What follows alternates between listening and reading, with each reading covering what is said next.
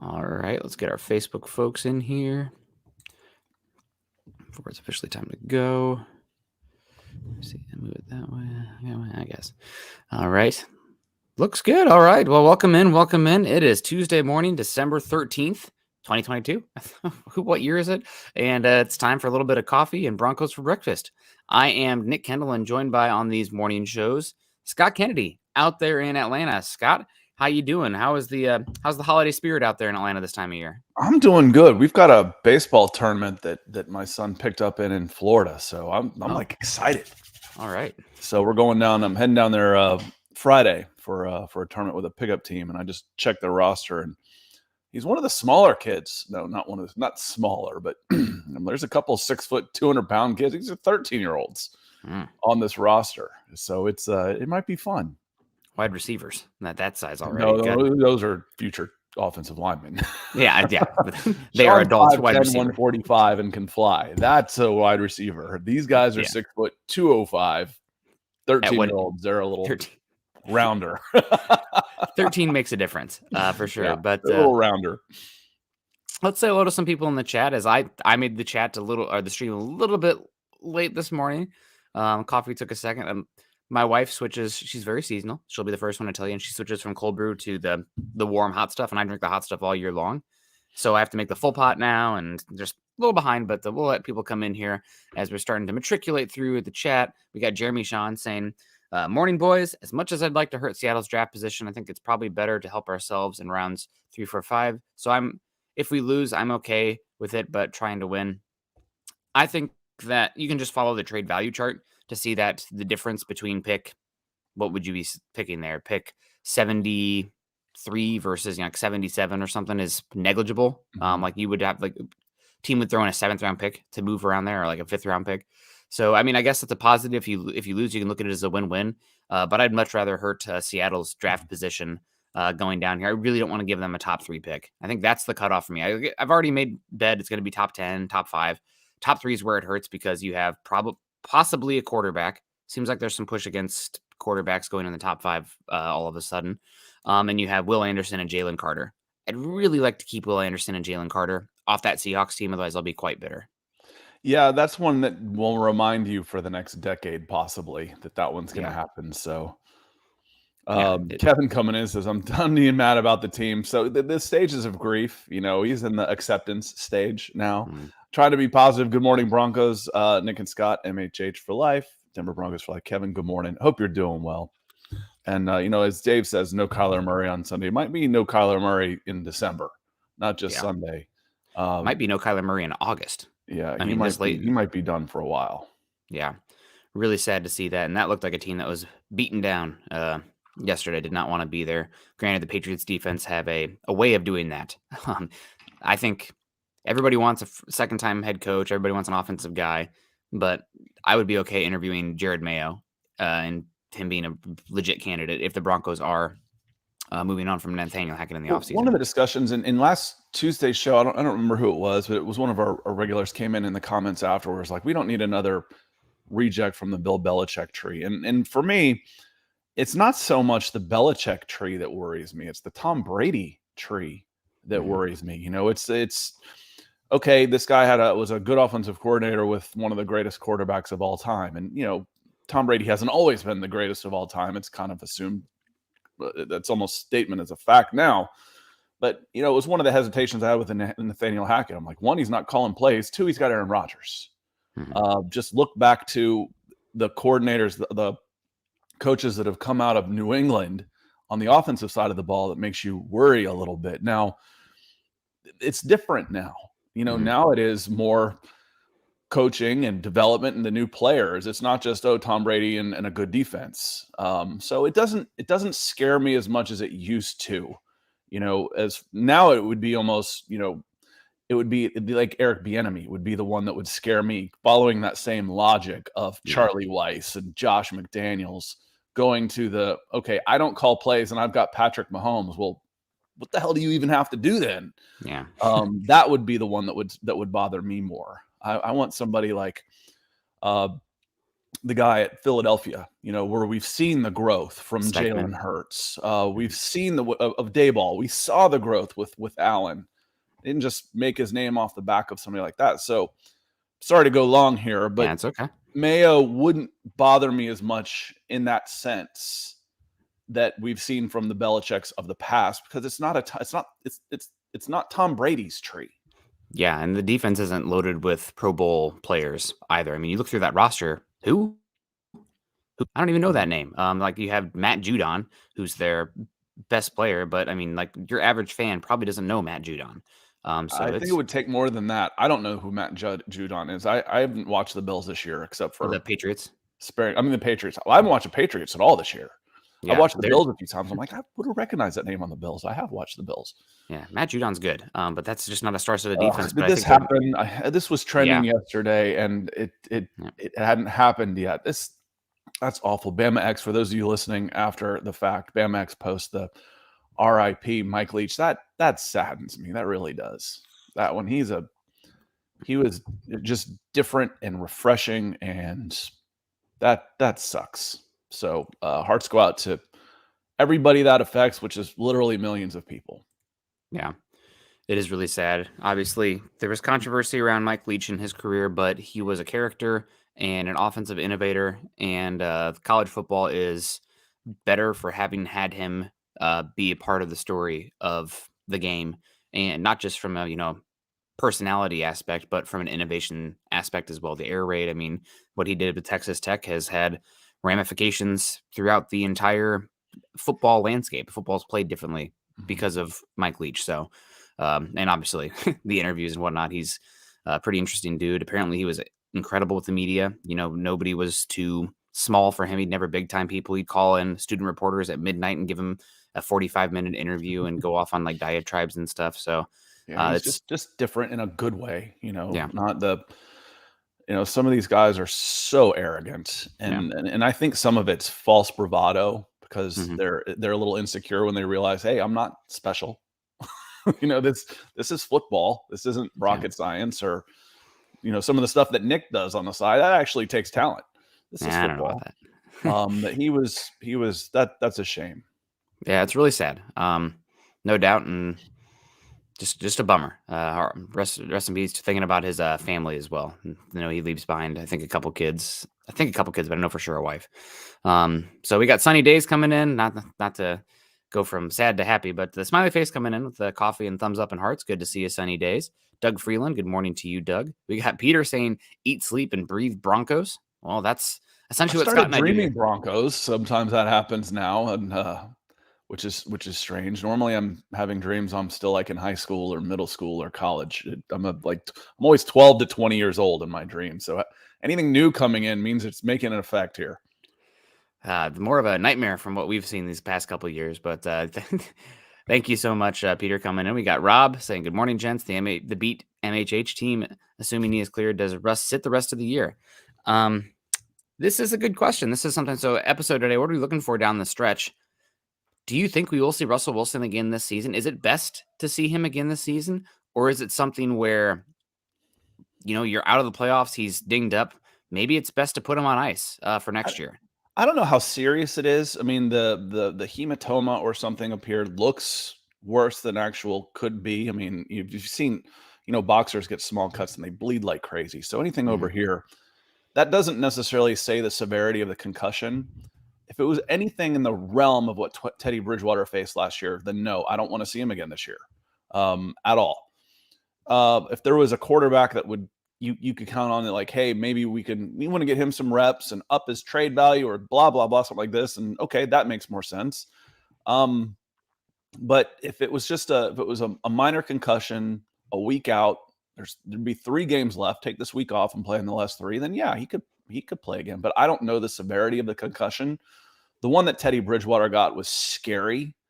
I don't think this one, not being a doctor, this one doesn't seem as concerning to me. I mean, Russ was still there. You get a welt on your eye or something like that can Yeah. pop up. It looks worse than it is. That I wouldn't be surprised to see him again. If it poses no danger to him beyond the danger he faces week in and week out behind that offensive line and his penchant for holding the ball too long, then yeah, he should probably be back out there. Yeah.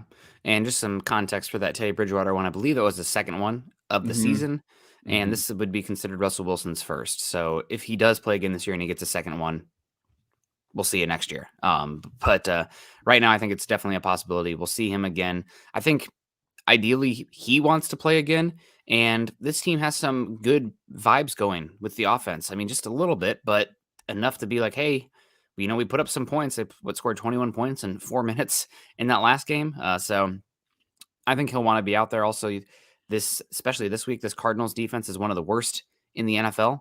Coming up here, they made Mac He's got a Jones lot look. to prove, Nick. I mean, Yes. Oh yeah. he's got a lot to prove still. So Yep. and part of that was the mentality. And who's got nothing to prove to us is Andrew Lampy breaking the ice with the Stars this morning. Appreciate Thank you, you, Andrew. Andrew. Love that big smile on that picture. But part of that was you're what 2-9. I don't remember the record. 3 and Going 10. in 3-9 going in, and he's still laying out trying to get in. That's the competitive nature that helps get these guys to where they are in their careers, especially for a 5'10" quarterback who's been told he's too short for most of his life. If he's, like I said, if it doesn't pose any additional risk to him beyond the normal, which is just playing football these days, seems to be riskier than ever. I would expect to see him back out there because let me see here real quick. It was Tyler. Tyler comes in and says, 0 playoff chance. I'd say Park Russell, great chance to see what we have in depth. Unfortunately, Tyler, we know what you have in depth at the quarterback position. You don't have anybody. If there was a draft pick there, you don't have a quarterback of the future or somebody you think you're grooming. If you're sitting there, take the Atlanta Falcons, for example. Desmond Ridder may or may not be the guy, but he's also got some trade value where you could see him get a chance. No one's going to send you a second round pick for Brett Rippon. It's just not going to happen. So you don't have an up and coming quarterback on the team where that makes sense. So Unfortunately, Tyler, we know what we have in depth at the quarterback position. Yeah, and I don't mean any offense to Brett Rippon. I love his interviews. I think he's a great guy. I think he's got a long future in this game, but he's not a future starting quarterback in the NFL. I just don't see that. Yeah, he's going to be a heck of a coach if he chooses to go that way or scout, or he's got a good football mind, but just lacking. We got Mark Schrader coming in. Good morning to you, Mark. If you guys are joining us on Facebook today, like Mark Schrader, make sure you click the thumbs up on the way in. Obviously, I made the stream a little bit late today, but that's okay. And we got Deanna Hendry coming in from, I think, Alaska, up there hanging out with Eric Trickle. Man, Alaska looks like beautiful country, Deanna. Hope you're doing well. And thank you so much. $50 coming in saying, morning, gentlemen, hashtag MHH for life. Well, good morning to you, Deanna. We appreciate the heck out of you coming in and supporting us. Yeah, supporting us in all the shows. Thank you so much. I think you started here with us. So we don't forget that. We don't forget that, Deanna. So appreciate you coming in before you head off to work. And it's just amazing the support you've shown. Happy holidays to you and yours, however you choose to celebrate or not celebrate. We wish you a happy December anyway. Yeah, absolutely. Dr. Van Nostrand coming in saying, morning, y'all. Good to see you, Doc. We got Alabama Shagreen saying, good morning, gentlemen. Let's draft some big uglies and build from the trenches. That way we at least have some kind of identity. I'm with you. And not to pick on Zach Kelberman, who does a good job, obviously, with MHH and one of the Mile High Priests, but he posted about, Russell Wilson having no time to throw and investing in the offensive line. I agree with him about investing in the offensive line, but the data suggests that the pass blocking is not horrific. Now, it's not great. Don't get me wrong, especially down to down, but Russell Wilson this year is 5th highest in time to throw. And the other quarterbacks are like blazing athletes out there. It's like Lamar Jackson and Justin Fields and Jalen Hurts have the most time to throw.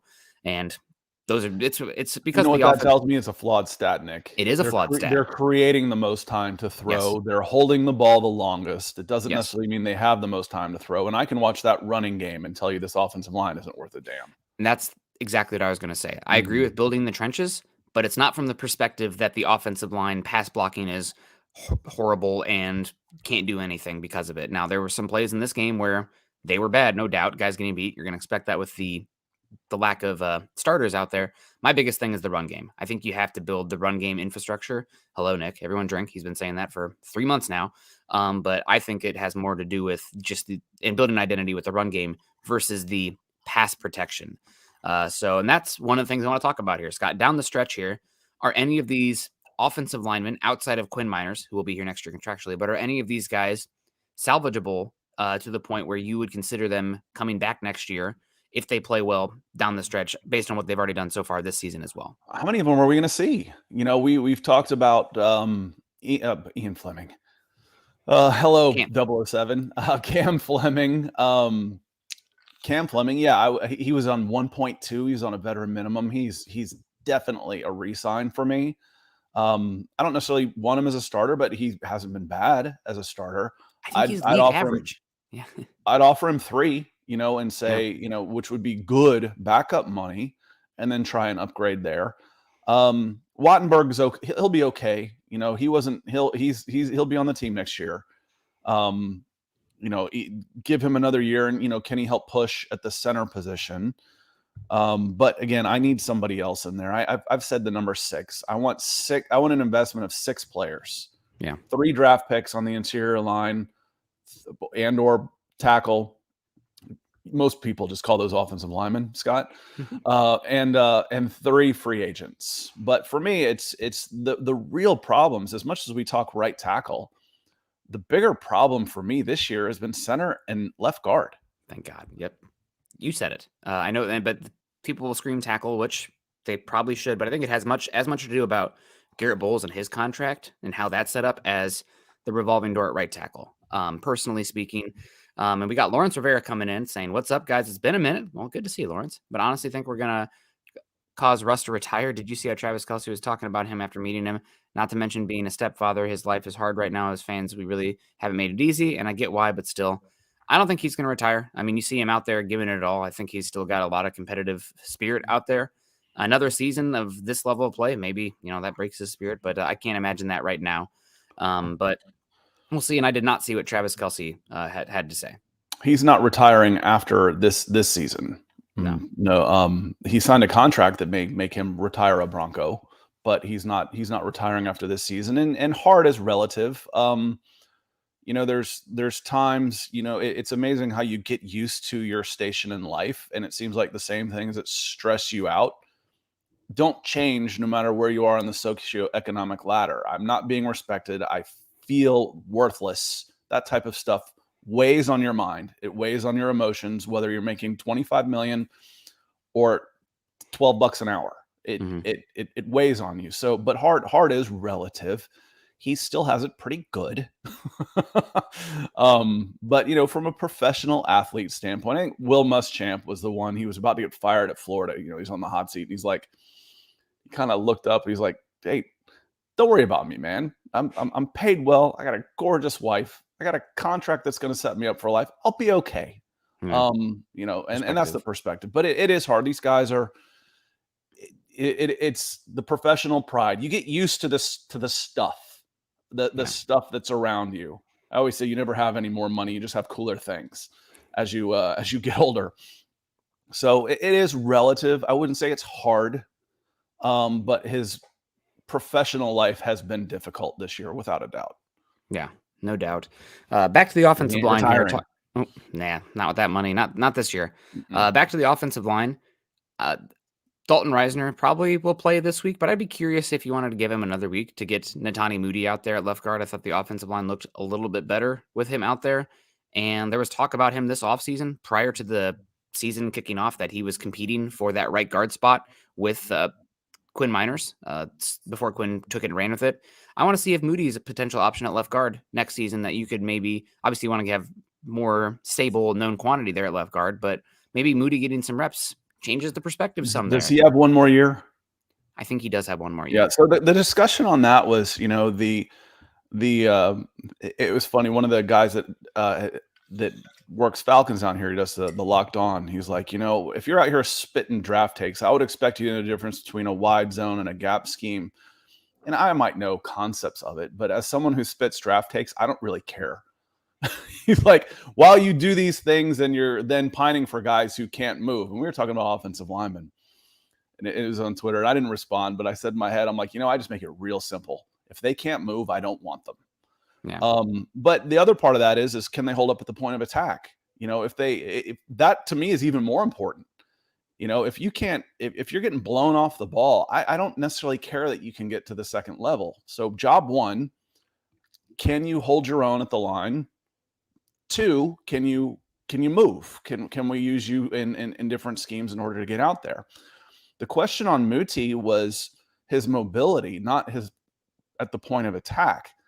This offensive line desperately needs some power at the point of attack. I don't care if you can get to the second level if you can't handle level one. Yeah. I don't care. So Muti is worth a look out there for me. Yeah. And I think that's especially they played true three at left guard. guards. I thought he was by far the best of the three while he was out there. Yeah. And I mean, the scheme does matter depending on what you want to run. You have to run the scheme. It does. It does. I Yeah. know. Just before you say this, like, yes, guys are better in different schemes, without a doubt. But if they're bad, they're bad. Yeah. And I don't want if you're dealt a hand where, okay, these are my guys, I need to get the best out of them. But if I'm having to adjust what I have to do based on the lack of ability on my players, I want upgrades. Yep. I want upgrades. Yep. I agree with you. And I think the ability to, for most teams, not the 5'10" quarterback team that the Broncos are, I can live with a little bit of lack of size and anchoring ability from the center position if they are dominant in space, but not at the guard spot. You need your guard to be able to hang up. In some teams, we don't see the true nose tackle very often. A lot of times you can protect a center with a guard, but if you have a center and a guard that are both getting blown back, it's a big problem. Usually your lightest guy on the offensive line is your center. Your lightest and most mobile is your center. Yep. And that's okay. And to be fair, that might be the case, as you're saying, it's okay if you can get out to the second level. But, we watch a team every week that's got pretty good guard play in the Atlanta Falcons, and Drew Dahlman is getting blown up. Every play that's designed to go up the middle ends up bouncing wide. He is a weak spot on there. I want to see that position get stronger at the point of attack. So Muti, for me, shouldn't have been option 4. He was option 4 at left guard. They went Reisner. They went to Bailey. No. They went to Wattenberg. Then they went to Bailey. Then they went to Muti. He was option 4 out there. And option 1 for me right now is Coach Chris. Coach Chris coming in. He says, "My brother's from another mother. Good morning. Finally, we saw life on both sides of the ball this past weekend. Easily Wilson's best game of the year. I hope it continued. Happy holidays to you as well, my friend. Keep up the good fight." I saw some throws out there too. Like back foot. We talk about strong arm. Throwing the ball a long way is not an indicator of a strong arm. An indicator of a strong arm is how much velocity can you get it when you don't get your feet set, when you're off of your mechanics. And I saw him back foot zip one just shade of the right side of the middle of the field. I was like, whoa. Yeah. That's what I want to see out of him. So, show me that 20-yard out. That's what I want to see. I don't care about the fly. This one wasn't quite an out. It was right around the hashes, maybe just outside the hashes. I don't remember exactly, but I was like, that was a gorgeous throw. Yeah. Like, all right. Yeah, it's not a lot of times the highlight level throws are the ones that are the real judges of the arm strength. I want to see the 7 intermediate throws in tight windows where you're squeezing it between a safety and a linebacker. Those are the ones that really are the demonstrators for arm talent for me, which is why you want to watch the whole tape rather than highlights out there. We got Tyler coming in here saying, have you mentioned who I was playing in the bowl game? Playing Kentucky, I think the over-under is like 21 or something, or 26. It's going to score lower than Army Navy, which is insane. Great to see Iowa and Iowa State playing well. Josie Jewell and Brock Purdy. Yeah, it's definitely fun. So good to see some Midwest boys there doing some stuff. Peter saying, like to see the Broncos draft wide receiver and offensive line. Free agency also had offensive line. They definitely got to add some guys. Derek Blair talking about looking ahead. Will we see Randy Gregory anymore this year? See, I think that you are building something for Russell Wilson. So if the head is okay, I think getting some confidence out there would be fine. I don't really think the Chargers and the Chiefs and the Cardinals defenses are all that great. So I'd like to see Russell Wilson out there. I have a different take with Randy Gregory. Put him on ice. it's all about next year for him anyway. Get some young guys some reps. Let's see if Nick Bonito can learn some stuff out there, because we saw him some in this last game. Jonathan Cooper, you have Jacob Martin under contract next year as well.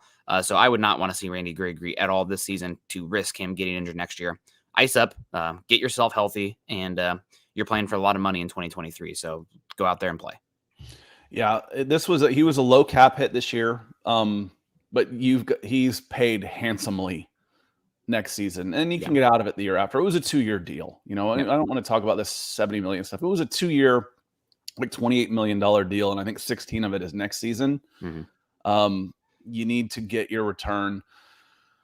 Oh no, and there is, we mentioned the depth at quarterback. There is depth at edge. There are young players at edge. Jonathan Cooper is healthy and has looked good the last couple of weeks. You want to get, you mentioned Benito, some experience. Browning can use all the experience he can get. He's still a first-year guy at that position too. So play the young guys at edge for sure. And if you can, no, I don't care if I see Randy Gregory or not.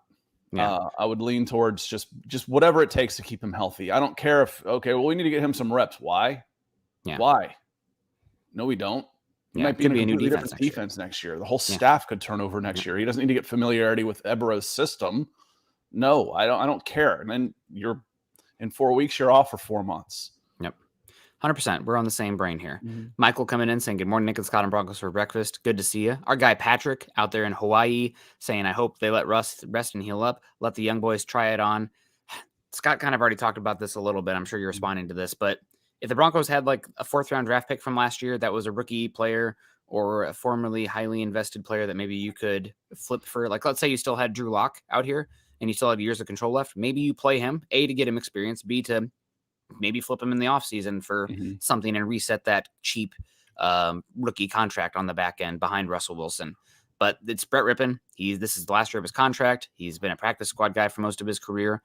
He doesn't have probably much of a future as a backup quarterback in Denver. So I don't think there's much to build upon with him as the backup. And the other part of this, Nick and Patrick, is the guys that you want to try and get more experience as young players will benefit from having a better quarterback. So if I want Brandon Johnson, if I want Jalen Virgil, if I want Jerry Jeudy out there again, he's still young. Hell, Jerry Judy's 22 years old, maybe 23 years old. 23. The young guys out there, they are going to be much better off with Russell Wilson. They will get much more experience, better experience with Russell Wilson than they would with Brett Rippon. 100%. And Anthony coming in saying, love Brett, but who is a good possibility for a backup quarterback next year? By the way, good morning, guys. We'll want to see what the market looks like. I know that Jacoby Brissett has played well above expectation for the Browns next year. Maybe you want to invest in somebody who's a little bit more of a known quantity. Scott will get sick at this one, but the kind of guys you're talking about right now as a backup, if you're not drafting one, is guys like Jacoby Brissett, Sam Darnold, somebody like that who, I mean, it's like the Andy Dalton retreads. He's on his 4th contract type of guys. Those are okay for backups. Yes, for backups. Don't use a number 3 pick and 3 second-round picks to draft Sam Darnold. That's just, and then pick up his $20 million option. Golly. He's looked okay. That Panthers team is really on the up and up, man. I've been impressed with how they're playing. I know, but I'm just saying, but that infrastructure. He's also going to be a free agent at the end of this year for a reason. They picked it up. Miguel coming in says, good morning. And DVN, Dr. Van Nostrum coming in says, Russ is definitely not Josh Allen. Have to know when to slide. If he had slid at the 2, we would have been pretty pissed.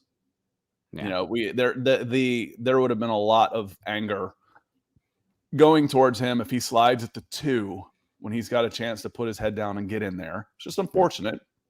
But in that case, I think he made the right move because he definitely knows when to protect himself. He's veteran quarterback. That was a time to go for it. It just didn't work out for him. Yep. Juan coming in here saying, what do you guys think about Jason Garrett as a replacement if they make a change? No. Jason Garrett is not for me.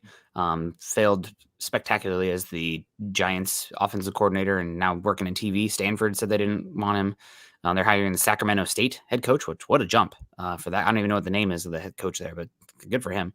But yeah, probably not. Deanna coming in saying Alaska is awesome. I'll have to get up there at some point. I'm a hiking mountain obsessed person. So one day would love to do some fishing in grizzly country, which sounds scary, but I'm live on the edge.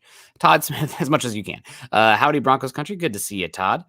We have Crypto coming in here saying our receivers can't get open other than Jerry Jeudy, and also I think Cortland Sutton. There's an ESPN advanced analytic, and the advanced analytics in football, roll your eyes or not, but they have Jeudy and Cortland Sutton as like 2 of the top 10 getting open receivers in football. The issue is that they have not had a high rate of catchable balls delivered when they've been open. They haven't been thrown to when open every time, and they've also been dropping the ball. Offensive line in the top 10, so. Yeah, I think the offensive line's advanced stats are not as good as the wide receiver ones. I don't know if you saw yesterday, there was a whole dunking on the offensive line advanced stats because they have the Lions offensive line is not very good and they are awesome. I mean, that's the straw that stirs the drink out there for Detroit. But yeah, I think the receivers can get open, but it's an issue of catching the ball, getting the ball delivered on time, et cetera, et cetera. But I mean, going back and watching the All-22, I mean, Jerry Jeudy has been getting open most of the season. Now he kind of has to get open because he's very bad in contested catch situations, but still, I would disagree with this take. They can't get open. You don't have enough guys that can get open, I think is a bigger issue, and that's just a depth issue. Jeremy comes in. I said, I hate to bring this up, but would you guys be cool with signing Locke as the backup if he is released? He is a free agent after this year, so he doesn't even have to get released. He just re-signed, so he'll be a free agent. And a lot of the discussion on here about what do you call it when you have regrets? The regrets of the trade. Locke's name comes up because he was part of the trade. It doesn't have anything to do with Drew Lock. Nothing. You'd rather have your picks back, Russ in Seattle, and me as backup quarterback. It doesn't have anything to do with Drew Lock. It has everything to do with Russell Wilson.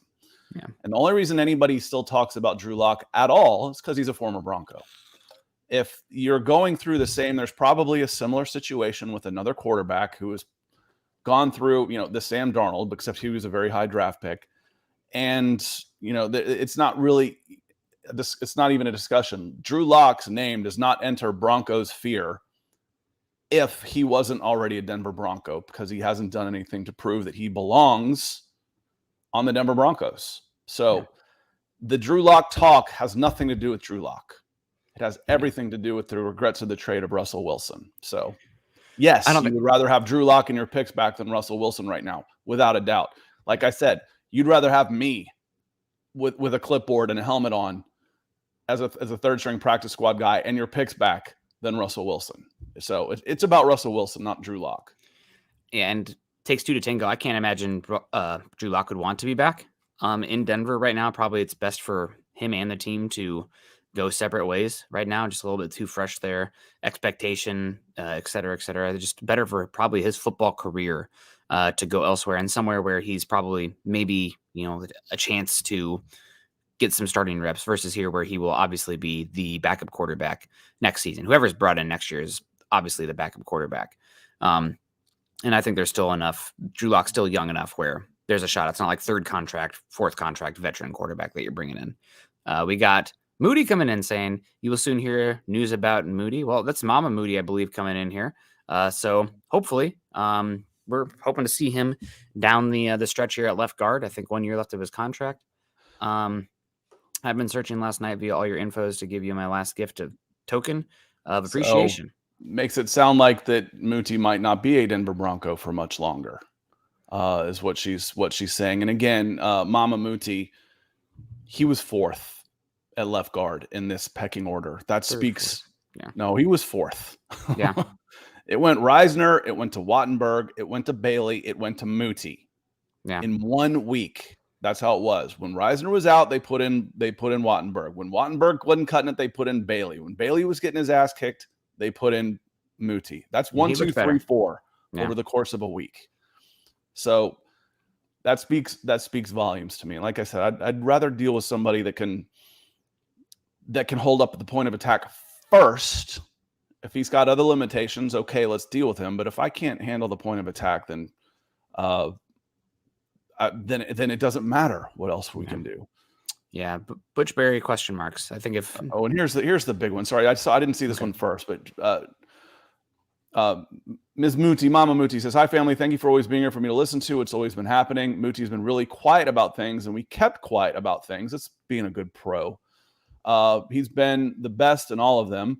Head coach knew he was better than his best friend Reisner. Do you know why they tried hard to hide him?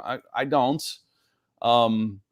He said, but you will soon hear the news about Muti. So, all right. Well, we appreciate it. We are looking forward to that type of stuff coming out, and we appreciate you being in here and being a longtime member of this community. It means a lot to us. Dave came in with some stars. He says, what are we thinking for Jeudy's fine, $50,000? I don't know what the precedent is for bumping to a referee. It's basically, if you had a really high tense lawyer on the street, it's assault and battery. Yeah. It's like you came up and yelled at somebody's face and then made contact with them. Now, he didn't mean to. It doesn't matter. You go up and you get that animated with a referee and you make contact with them. You're lucky you're still in the game. Yeah. So yes, there will be a retroactive fine for it. I don't know what the precedent is there, but that's what it'll be. 50 sounds probably about right.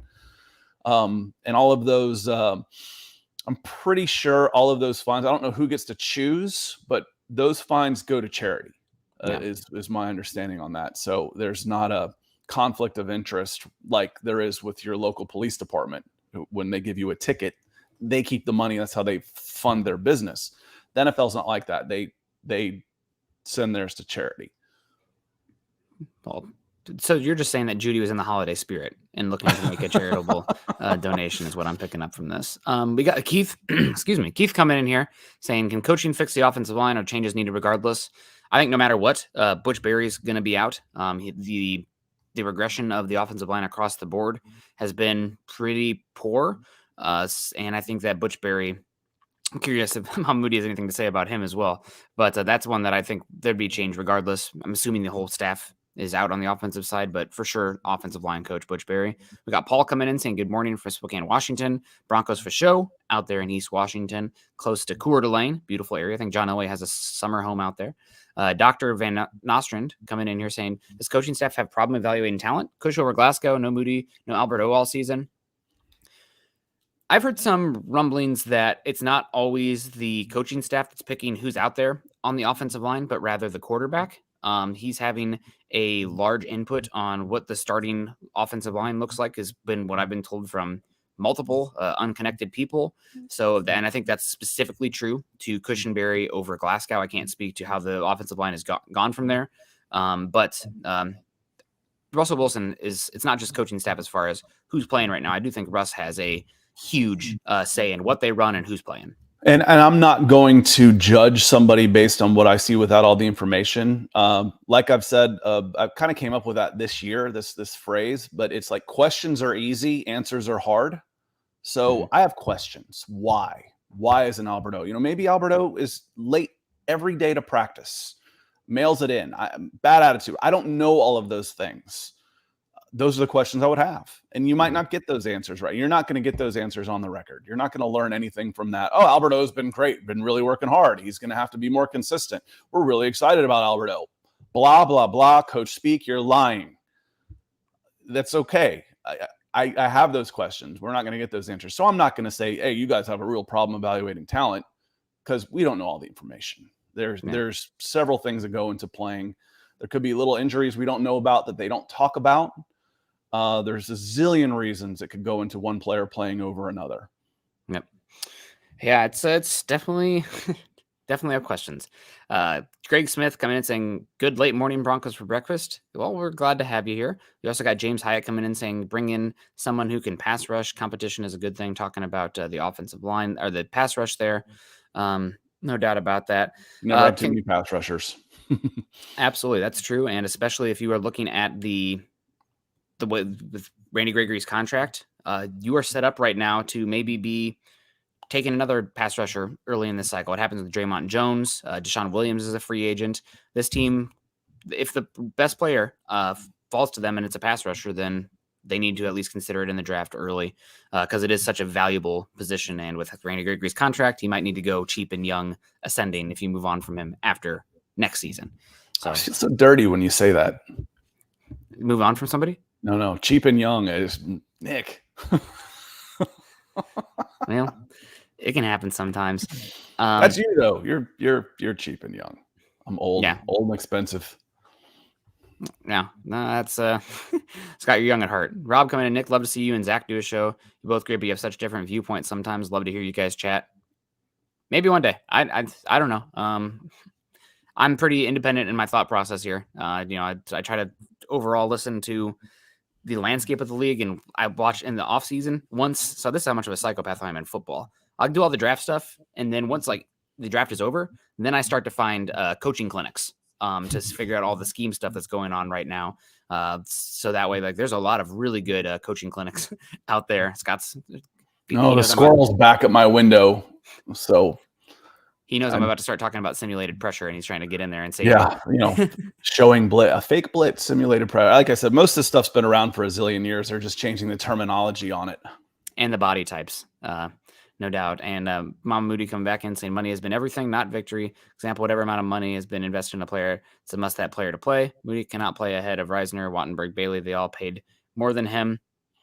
I can't imagine Wattenberg's paid that much more, as they were both fifth-round picks, but he's been drafted by this regime with this coaching staff. So that's definitely that, and then there's something goes at the higher round pick. That's that's why we have so much respect for the undrafted free agents that come through, or the walk-ons that come through, because we know how hard they've had to fight, because you are going to give your early round picks. If I make an investment in something, I'm going to give them every chance in the world to go out and do it. Now, the good news is some of these guys are on the last years of their contract. Yeah.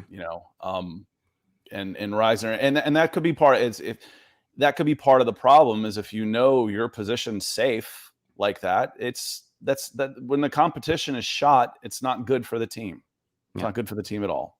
Yep. I like the Jim Harbaugh method, where you come in and every single person's competing for their spot every single year, regardless of what you've done. I don't care. You're all generic NPC players, and the best guys rise to the top in the competition. And I've told you, the general manager, the stuff that Nick and I like doing is the general aspect of this. My job as a general manager is to replace you, is to upgrade, is to make every position better.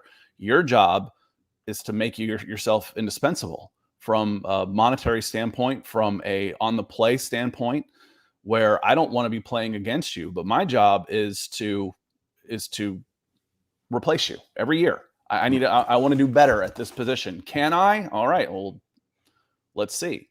Yep. So that's what competition's all about. 100%. Last bit here, we're talking about what we can watch down the stretch here. One last bit of offensive line. What have you thought of Graham Glasgow's play down the stretch here? And has it been enough where you could do a contract restructure to give him another year for cheap beyond this season and keep him around? Has he done enough where is there even a conversation there? Or how old is he? I don't mind him being a part of the 8. If you've got 8 active guys on your offensive line, on your 48-man active roster on game day, I don't mind him being one of the 8, because I can go in and throw him in an emergency. If my 2 backup guys of my 3 backup guys on my 48-man game day are Fleming and Glasgow, I'm okay with that. At $3 million each or whatever. That's not bad. He's 30 years old. He's how old? 30. Okay, so he's not that. He's just not very mobile, but he can do a job at guard and center. I don't want him being one of my starters, unless there's an emergency, and even then, I'm going to go and start scouring waiver wires and practice squads, see if I can bring somebody else in if I lose a starter. But I don't mind him being a reserve, and paying him reserve money. That he was on $14 million a year is pretty nuts. You could do, the original contract he signed, but there's 0% chance he plays on that contract next year. Yeah. 0. I said that last year and they restructured. I'll say that again this year. 0% chance. Yeah. Does he come back on a quarter of that? That's up to him. I mean, the market's not going to be there for him. He's not going to have a big money market. So it will be up to him. I've made a pile of money. He's probably made $30 million, $40 million in his career. Do I want to play on 2? Do I love the game that much? Or am I in my 30s now and I'm having trouble raising my arm above my shoulder level because my shoulders hurt and my hips hurt and I'm going to need a knee replacement? You know what? A day at the beach sounds pretty good. Yeah.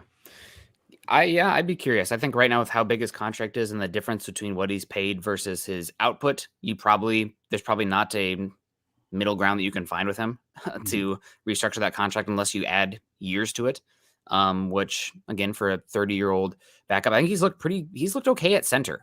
He's looked okay, Yeah. but his mobility is a problem. We saw a screen pass. There was on that successful screen. Usually, you run a screen with multiple offensive linemen. Yeah. There'll be more than one. When on that screen pass, there was one guy out in front. It was Quinn Miners. It's because it's the only guy on the offensive line that can run. The rest of the guys that you can't run the screen. So why don't we run more screen plays? Because your linemen can't move, and your wide receivers, they make up for it by being weak at the point of attack. It's bad, man. It's bad. So he's immobile, but he's relatively speaking to a plus starter. He's immobile, but he can at least hold up at the point of attack, and he can do a job if you need him. I'd be okay with him on reserve money. I would. Yeah, I agree with you. He's been playing an improvement at the center position than what we had with Lloyd Cushenberry, to the point where it's like, okay, what do you think here? Because it's just, you have so many holes. Maybe that's one that his level of play has been solid enough where you're not looking to make more holes than you already have. Maybe you also move on from Garrett Bowles and his massive He'd be contract. part of my 90. He'd be part of my 90. Like I said, I want 6 new guys. I want 6 new investments. Yep. And you're invited to camp in, when I've got my 90 or 95, however many it is in April. Yeah. I think it'd be shocking with his contract, but either way, worth a discussion. We got Naj coming in saying, "Hey brothers, it's likely Gregory will continue to batter injury. Unfortunately, do you see Jonathan Cooper as a viable starter opposite Browning? On the offensive line, it looked better with Moody, but hey, would they have played Wattenberg over him? I don't know why they played Wattenberg over him once he was getting just annihilated. Honestly, it was one at the point where I felt bad for him. Like, this guy's obviously not ready for this spot up against Chris Jones, and he's getting just embarrassed on national TV. Hopefully he improves from here. But that's not great for a guy you traded up for in the 5th round that you picked over some other guys. As far as I had only seen Muti on the right side up until now. So has he played some left guard? I feel like he played left guard 2 years ago against Jacksonville. Okay. That stands out in my mind. And it's, the guard position isn't quite like it's not as, for at least in my mind, I could be completely wrong on this. I don't think I am, though. The guard position is different as the tackle position when we talk about swapping sides. Yeah, you just don't have to move as much, protect that edge. But as far as seeing Cooper as a starter opposite Browning, not ideally. I think that you want to do better than that. Cooper, I think, is a very good player, but you want difference makers at edge. You want closers. You want guys like that Ravens game. If you had a closer out there, you maybe win that game because you have a guy who gets that pass rush that gets a sack or ends the game. I mean, we saw that time and time again with Von Miller. Obviously, everybody would love a Von Miller. You don't have to have a Von Miller, but I don't see Cooper as being that level of pass rusher. I don't see Nick Benito being a starting caliber edge rusher as well. I think he can be part of a very good rotation. It does a job pretty well, but I think that if you are moving on from Gregory, edge rusher is a massive need on this team opposite Browning, and that doesn't even get into the conversation that Browning has had multiple injuries over the last 2 years as well that have caused him to miss time. So I think edge is a sneaky play for this team. And Naj, appreciate the support, my friend. I don't see Cooper as a viable starter is one thing. As a guy I mentioned a few minutes ago that I would be looking to upgrade constantly, yes, as a starter, because he came in the league about 245 pounds, 250 pounds. He's a little light for what I want as what I would consider I can plug this guy in for the next 10 years and know I'm good. I know I'm set at this position. Otherwise, I'm looking to get a little bit bigger, a little bit more dynamic. Do I like him in my rotation, especially at his cost? Abso-freaking-lutely, I do. And I think he can be a productive member of this team. Do I want more out of that position for my starter? Yes, I do. I do. Yeah. Deanna Hendry coming in saying, I like Andrew Beck. Hope he's back next year. He's a twofold player. Yeah, H-back, tight end, fullback. I think he's listed officially as a fullback now. He played there in college as well. It'll depend on what the scheme is next season and if they're looking to go cheaper and younger, everybody drink, but a different kind of guy there. But he's been a solid player. I think he was Broncos salute to service player as well. So he's been fine, but he's one of the guys that you can probably find an Andrew Beck-like player in the offseason if you are looking to, just change up the room a little bit and maybe somebody that fits a little bit differently. But I'm not against it. I just don't think he's... No, for sure. When you do multiple jobs and you're on a veteran minimum, those guys live and breathe football. He's doing all of the dirty work. at fullback and tight end without getting the glory of the catches and touchdowns or carries. So Dan, I agree with you. I think he's a good guy to have around because he does multiple roles for sure. Yeah, 100%. So keeping it going here, things to watch for down the stretch. I think it's probably likely that we will see Courtland Sutton back this week. But do you think that we will see some difference in terms of the roles of Courtland Sutton and Jerry Jeudy? Jerry Jeudy played significantly more X this last week as a boundary player versus his usage in the slot, where Courtland Sutton had been playing more. I mean, they talked about it after the game, and I went and looked at the difference in slot versus boundary, and it changed dramatically from Jeudy to this game compared to his season norms. Do you think that we keep Jeudy on the outside, and where does that potentially move a guy like Courtland Sutton? Like, what does it look like down the stretch here? I would like to have the flexibility on this. I want to get on this one real quick because Mama Moody's coming in spitting some good information in here. Talking about the money on this, and she's right. Wattenberg is paid 3 to 4 times more than Muti because now Muti is on a practice squad salary. Oh, okay, that makes sense. So he was a flex. He's on a practice squad salary, which is very different than a draft pick. So she's absolutely right on this. I mean, not that we doubted. I just wanted to figure out, okay, why? Why would it be? Because the year to year, even if you're drafted at the same position, there's a little bit cost of increase from 2 years down the line.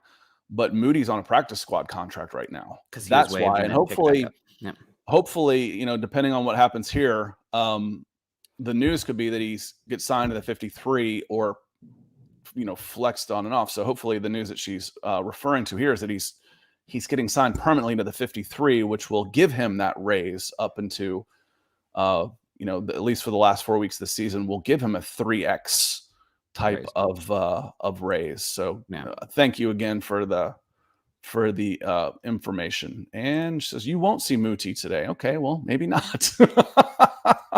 Lots of stuff going on in here. Yeah. Keeping it going here to you, but the wide receiver room, I would really love to see Courtland Sutton get some more of the big slot roles going forward. I mean, I think he's a little bit more of a physical presence out there than Jerry Jeudy, and Jeudy looks so good at X, and whatever they're doing right now with Sutton and Jeudy before this was not obviously working very well. So I'd be curious about maybe moving Sutton to more of the big slot role. And see you, Deanna. Have a good one out there in Alaska. But yeah, that's I would be curious about keeping Jeudy out there. I also really want to see, as much as we like Kendall Hinton, I'm not sure what the status is with his injury. We'll know more Wednesday. But he's older than the likes of Jalen Virgil and Brandon Johnson. I want to get those guys more involved as well. Maybe they're competing for, that 5th wide receiver spot next year on this roster. But those are my thoughts on the wide receiver room right now. I'd like to move them around for sure. When I start talking about how the use of receivers, I use basketball analogies as much as anything. Maybe I take a little bit of pressure off the point guard by letting him play shooting guard a little bit more because I need to get him going. You want to try and find him easy looks. The easier way to get the short catches and just to at least get into a rhythm of catching the ball is by far in the slot. You're closer to the football. It's easier to do. Sutton needs to get more involved as far as even mentally get more involved. And you move those guys around. Who do I need to get more involved? I'm going to rotate them into the slot. It will be great to have a bigger receiver like Tim Patrick come back and be fully healthy. And again, we talked about all these weapons and all the things we wanted to see, and we didn't get to see them this year. And I know everybody's got injuries. Everybody has got injuries now. Good Lord. The quarterbacks are dropping like flies. That I just I don't want to pigeonhole guys into specific spots. These guys are talented enough to. Jerry Jeudy's a first-round draft pick. He's talented enough to play outside. And then Sutton to try some matchup problems give him a different look with a guy who's bigger and more physical. Yes, try that. Move him around, be flexible, and then ride the hot hand. Right now, the hot hand's Jerry Jeudy. Yeah, I agree with you 100%. And also, I think the game has changed a tad, not to get too much into the weeds about, evolution of positions, but the big slot is more in vogue right now than the Wes Welkers, Julian Edelmans of the world, because they're using that big slot as a key piece of the blocking scheme out there. He's cracking back and hitting the linebacker in outside zone looks. You need that slot player to be a blocker, and Courtland Sutton this year has not been a great blocker, but even Cortland Sutton as a bad blocker is better than Jerry Jeudy as a blocker. You can probably protect him a little bit more from the blocking scheme and the impact of the blocking as a boundary player than a slot player, where Sutton can take on come back and take on a linebacker or a walk down safety or a nickel of any sort. So I think it's something they need to look at down the stretch here, just personally speaking, just to see what it looks like, because you have Sutton here next season. You have Patrick coming back. Maybe he's more of the Z, and then Jeudy maybe is the X. I'm not sure, but I think Jeudy in the slot, given how good he looked at X and how poor Sutton has been this season, you need to keep Jeudy at X, and then everything else from there fills out. Yeah. So and some of that's matchups and having Sutton back, because Judy's obviously not going to score 3 touchdowns a week, and there will be more focus on him if I'm going out there with Brandon Johnson, Jalen Virgil, and Jerry Jeudy. Jerry Judy's going to see double coverage for the rest of the season. Moving Sutton into the slot will help free him up as well. Yep, 100%. We Keep have. Him free. Let me rephrase. Keep him free. Yeah. Free 100%. Jerry Jeudy. If he's playing, he might be playing suspended this week. Hopefully not. There's a chance. There's a chance you get a 1-game suspension for making contact with a referee. It's possible. Yep. Before we get on to the defense, Jeremy coming in asking Nick any good centers in this upcoming draft. I know that a lot of people like John Michael Schmitz out of Minnesota. He's a little bit older. I think he's going to be 24 years old. I don't really care as much about that for the offensive line as other positions, but he's one to keep an eye on. There's also the center whose name I'm going to butcher from Michigan, who is a really highly thought of center in this upcoming class. He was a pretty impactful transfer portal player for Michigan on that offensive line. And Ohio State also has a center that's pretty highly respected. Right now, I'm mostly in Big Ten football. Still, I haven't started to weed out so much, especially on the interior offensive line. I look at the tackles and wide receivers first. Right now, I'm starting to dig through the wide receivers. But all three of those centers have caught my eye as potential ones. And I've seen John Michael Schmitz specifically from Minnesota mocked in first rounds here over the last couple months. So he's the one I think you keep the eye on the mostly. And FC Donley comes in. He says, did Jeudy look good because we had no other starters out there and no one else to throw to? It usually works the opposite way, FC Donley, where if I know Judy's my only real threat, I can rotate coverage over the top of him. So Jeudy looked good because he was playing a little bit more offsides and because he is good. He's got a little bit of an attitude to him where he's not always fully engaged 100%. And I think, again, you've got a quarterback who doesn't use the middle of the field that well. I put my best receiver outside in this game, and he had a good game. So he's been inside more with a quarterback that doesn't throw the ball to the middle of the field very often.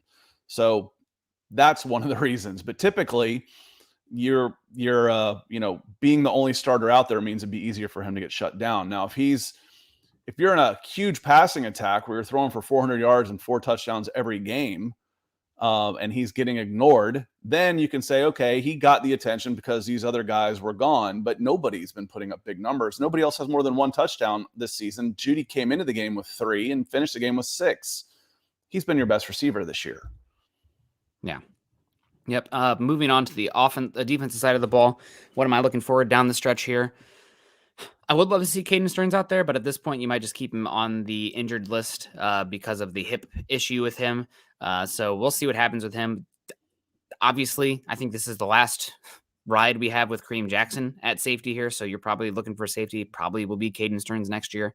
But safety is a kind of a sneaky position for the Broncos day 2, day 3, because of how, I hate to say it, but with how Justin Simmons has been playing and how his contract is set up, maybe they will look to go a different direction and give yourself some options there. Again, younger and cheaper.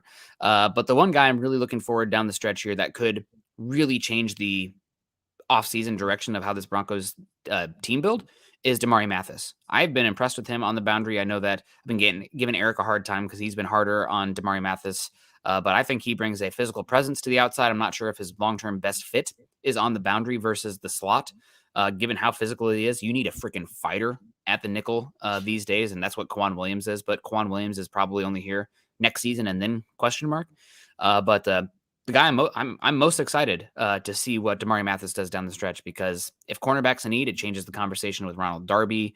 It changes the conversation with your early draft picks. If it's not, you have a lot more flexibility, and that's comes down to Damari Mathis for me. Yeah, and I think right now we're trending towards we're okay with our Yeah, top two corners, which is especially on rookie contracts. Good gracious. Speaking of a cheat code, yeah, this you can dump 30-40 million dollars into the cornerback position alone, and you would be on the cheap for sure. And Akey Dragon comes in. I love this. Just trade everybody. And as I've said, Akey, the old Ted DiBiase, $1 million man, that's old wrestling talk, Nick, for the young guys, is everybody's got a price.